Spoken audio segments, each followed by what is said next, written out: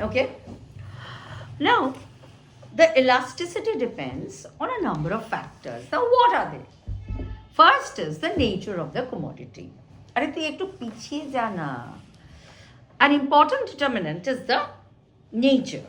If the commodity is necessary to life, its demand will not change even when the price changes, which we have seen already. So the elasticity will be low in that case. So for necessaries, the elasticity of demand will be low.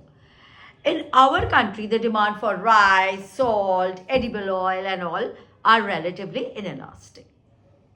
Daily newspaper, relatively inelastic. It is changing because this young generation is not reading newspapers at all.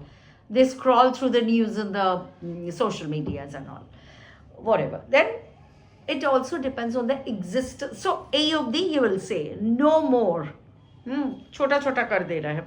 Then existence of substitutes. Elasticity depends on the existence of substitute. If the substitute exists, these will be used in place of the commodity if its price rises. If the price of the commodity rises, we will obviously use the substitutes and not this one. So the demand for the commodity in that case will be highly elastic. The demand will fall and the demand for substitute will rise. Then we have also, it also depends on the number of uses of the commodity. The demand for a commodity also depends on how many uses that product has. For example, electricity can be used for cooking, heating, lighting, washing, and every purpose. So when the price of electricity service agar rise karenge, so the consumers can cut down on some of the uses, confining themselves only to the more important usages, but urgent uses. Then the demand is elastic in that case. Next is the income of the purchaser also determines. If the person is rich, he will not be bothered by any small change in the prices. So it will leave the demand unaffected.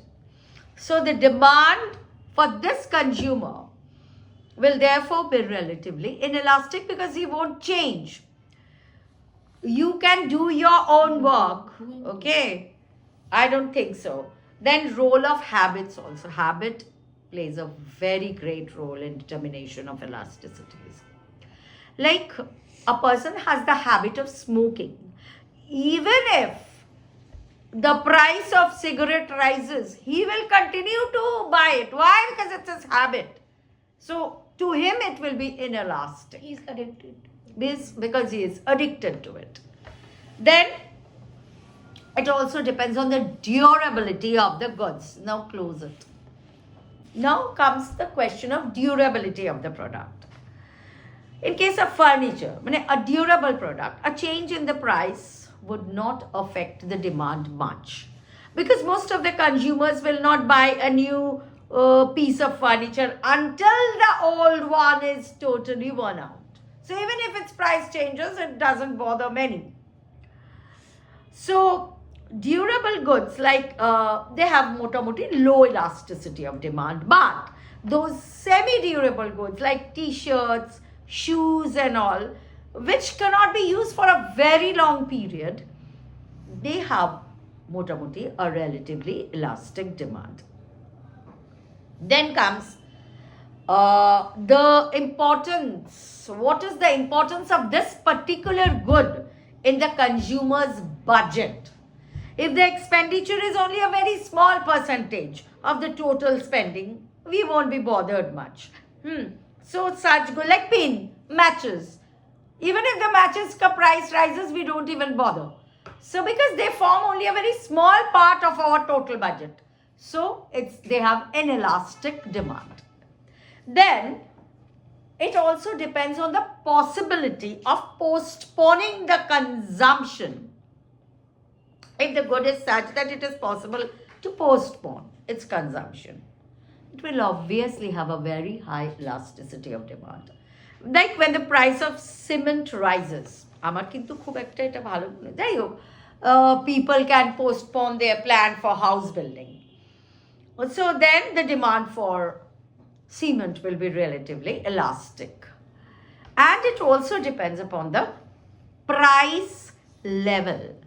The elasticity is different at different price levels. The price level itself is an important determination of elasticity.